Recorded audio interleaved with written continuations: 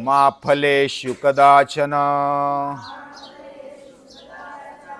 मा कर्मफल हेतुर्भूर् मा ते संगोस्त्वकर्मणि मा ते संगोस्त्वकर्मणि।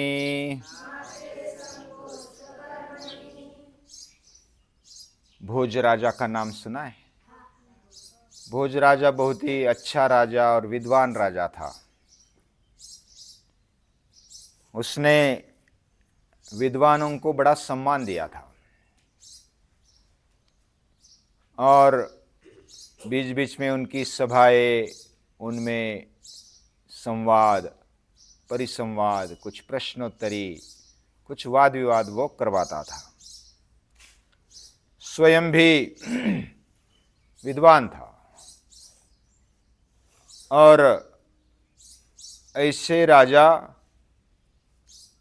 चाहिए जो खुद विद्वान हो, निरंकारी हो और सभी पर प्यार करते हुए कार्यरत हो। ये बात, जो भी राजा के गुण चाहिए वह सभी गुण, सर्वगुण संपन्न ऐसा राजा। उनके दरबार में एक बार उन्होंने प्रश्न पूछे, 4 प्रश्न पूछे। कौन से प्रश्न पूछे? सबसे अच्छा फूल, अच्छे से अच्छा फूल, पुष्प कौन सा है? दूसरा पूछा कि सबसे अच्छा फल किसका है? अच्छे से अच्छा फल किसका है? फिर सभी सभा भरी हुई है और भोज राजा प्रश्न पूछते हैं।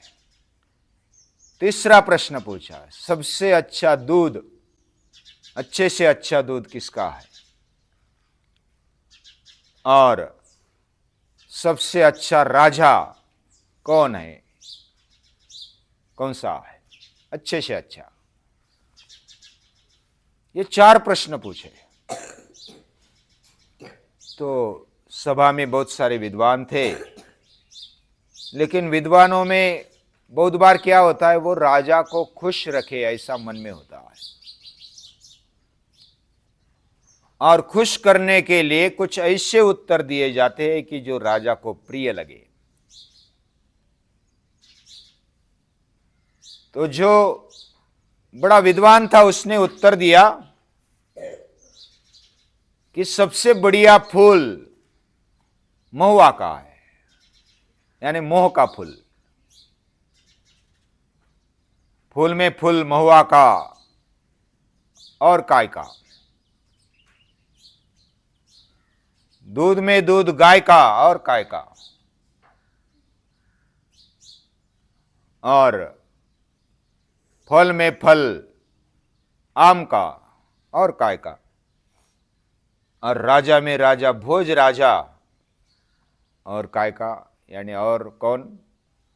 अभी ये जो प्रश्न के उत्तर दिए, पहला क्या उत्तर दिया कि सबसे बढ़िया फूल मोह का होता है, उससे सुरा बनती है, खाने में भी बहुत अच्छा लगता है, वह आनंद देता है, धुंधपना देता है। दूसरा उत्तर दिया, सबसे बढ़िया दूध किसका है? गाय का है। तीसरा उत्तर क्या दिया? सबसे बढ़िया फल किसका है? आम का है। और चौथा उत्तर दिया, सबसे बढ़िया राजा कौन सा है? भोज राजा, आप ही हो सबसे बढ़िया। लेकिन राजा ऐसी स्तुति से बहकने वाला नहीं था, वो खुश नहीं हुआ। और किसको उत्तर आता है? अभी विद्वान से विद्वान था, उसने ऐसा उत्तर दिया तो बाकी चुप बैठ गए, क्या बोले अभी, इससे बढ़िया उत्तर क्या हो सकता है? तो एक ऐसा सामान्य आदमी था,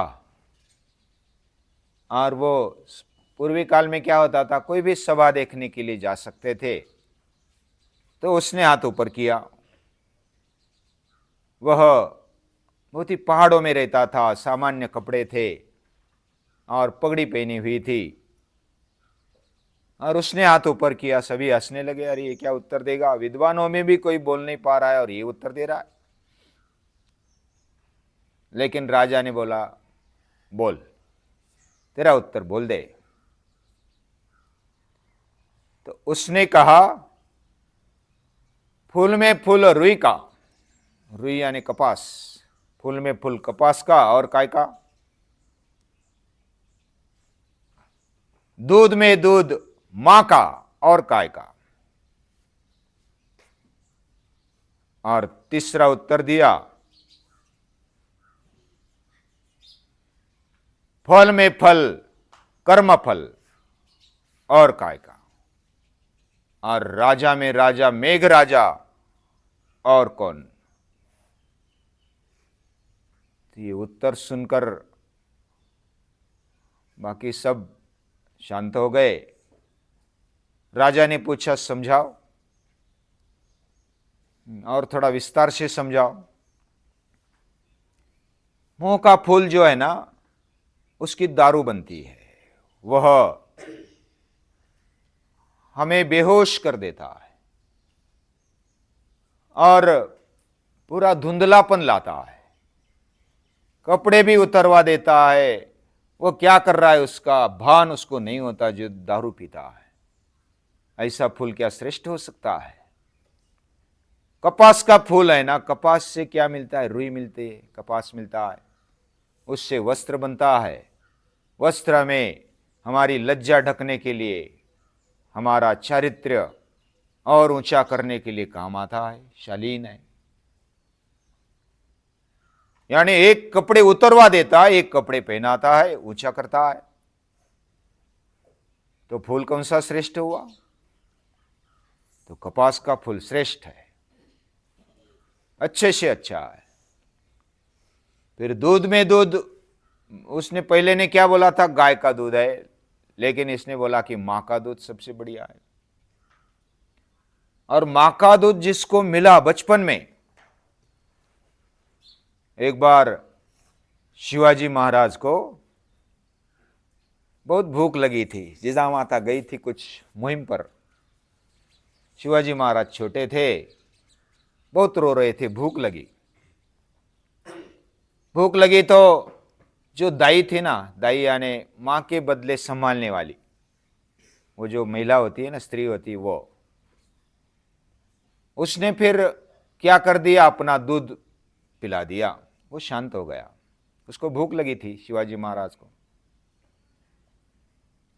और तब अचानक जिजामाता आ गई।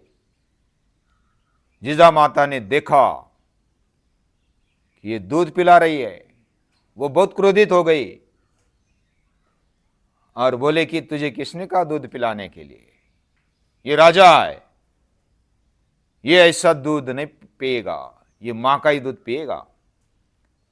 तो जिजामाता ने क्या किया, ऐसा बोला जाता है कि उसने उंगली डाल दिया अंदर और पूरा दूध निकाल दिया। दाई का दूध था। इसको गुलाम नहीं बनना है, इसको नौकर नहीं बनना, इसको राजा बनना है। मां का दूध इसको चाहिए, मेरा ही दूध ये पिएगा, भूखा रहेगा लेकिन पिएगा तो मेरा ही दूध। तो इसलिए शिवाजी महाराज बने। दूध का दूध अगर श्रेष्ठ दूध है तो काय का, मां का और काय का। और राजा में राजा मेघ राजा, मेघ राजा, ये जो मेघ है ना, ये भोज राजा को भी अन्न खिलाता है। भोज राजा श्रेष्ठ है तो मेघ राजा कम है क्या उससे। मेघ राजा पूरी पृथ्वी को हरी भरी कर देता है, उससे जैसा राजा दुनिया में कोई नहीं। मेघ यानी बादल, हाँ, बादल ये राजा है और वह सभी पर बरसता है, समान बरसता है। वह सभी को सुजलाम सुफलाम स्वर्ग बना देता है, सभी की व्यवस्था करता है। ऐसा राजा में राजा मेघ राजा और कौन। और एक कौन सा बाकी रहा, फल में फल कर्म फल और काय का। फल में फल है तो कर्म फल है। वो राजा को भी नहीं छोड़ता, सामान्य आदमी को भी नहीं छोड़ता, वो हमारे साथ बने रहता है। कर्म फल से ही हमें बाकी सब कुछ फल मिल जाते। कर्मण्येवाधिकारस्ते, गीता भी बोलती है कि कर्म करने का अधिकार हमारे पास है, कर्म करना ही हमारे हाथ में। मां फलेषु कदाचन, फल देना नहीं देना ये कौन सी किसके हाथ में है? भगवान के हाथ में समझो। तो कर्म फल ये सबसे बढ़िया फल है। मां कर्म फल हेतुर्भुर, कर्म फल की इच्छा न कर, लेकिन कर्म फल ये छोड़ता नहीं। किया हुआ व्यर्थ जाता नहीं, किए बिना कुछ मिलता। देना लेकिन भगवान का काम है और करना हमारा काम है। और ये कर्म फल व्यर्थ नहीं जाता, वह मरते दम तक हमें संभालता है या तो हमें मिलते रहता है। सभी फल उसके द्वारा मिल जाते हैं। तो राजा बहुत खुश हुआ, भोज राजा। उसने फिर कुछ इनाम दिया, बख्शिश दे दी और उसने कहा कि वाह बढ़िया। यानी ऐसी ओपनली वो प्रश्न करते थे और कोई भी उत्तर दे सकता था। उसकी सभा में ऐसे बड़े बड़े विद्वान थे, वो भी विद्वान थे, लेकिन सामान्य आदमी को भी वो इज्जत देते थे। ऐसे भोज राजा जैसे राजा हुए इस भारत भूमि में, इस देश में, और इसलिए भूमि पवित्र है। और गीता माता या तो अलग अलग जो भी ग्रंथ निर्माण हुए वह भी इस धरनी में निर्माण हुए। ऐसी धरनी को याद करते हैं और उस महापुरुषों को, धरनी माताओं को नमस्कार।